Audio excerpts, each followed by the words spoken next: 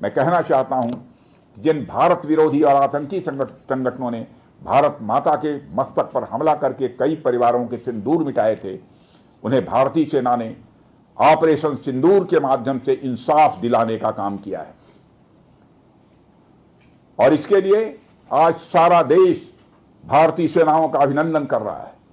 Operation सिंदूर सिर्फ एक सैन्य कार्रवाई भर नहीं है, बल्कि भारत की राजनैतिक, सामाजिक और सामरिक इच्छा शक्ति का प्रतीक है।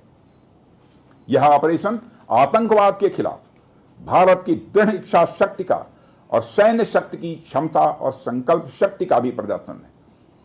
हमने दिखाया है, भारत आतंकवाद के खिलाफ जब भी कोई कार्रवाई करेगा तो आतंकवादियों और उनके आकाओं के लिए सरहद पार की जमीन भी सुरक्षित नहीं रहेगी।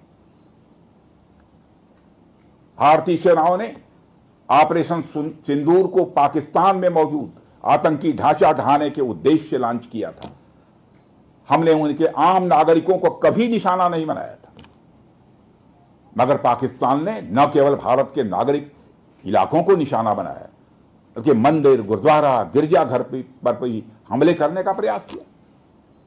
भारतीय सेना ने शौर्य और पराक्रम के साथ साथ संयम का भी परिचय देते हुए पाकिस्तान के अन्य ठिकानों पर भी प्रहार करके करारा जवाब दिया है। हमने केवल सीमा से सटे सैन्य ठिकानों पर ही नहीं कार्रवाई की, बल्कि भारत की सेनाओं की धमक उस रावलपिंडी तक सुनी गई जहां पाकिस्तानी फौज का हेडक्वार्टर मौजूद है।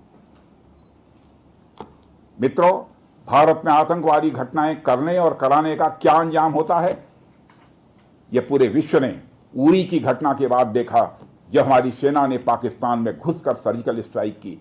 पुलवामा के बाद देखा, जब बालाकोट पर एयर स्ट्राइक की गई, और अब पहलगाम की घटना के बाद दुनिया देख रही है कि जब भारत ने पाकिस्तान के भीतर घुसकर मल्टीपल स्ट्राइक्स की हैं। आतंकवाद के खिलाफ जीरो टॉलरेंस की नीति पर चलते हुए हमारे यशस्वी प्रधानमंत्री नरेंद्र मोदी ने स्पष्ट कर दिया है कि यह नया भारत है जो आतंक के खिलाफ सरहद के इस पार और उस पार दोनों तरफ प्रभावी कार्रवाई करेगा। यह हमारे प्रधानमंत्री जी ने स्पष्ट रूप से यह संदेश दे दिया है।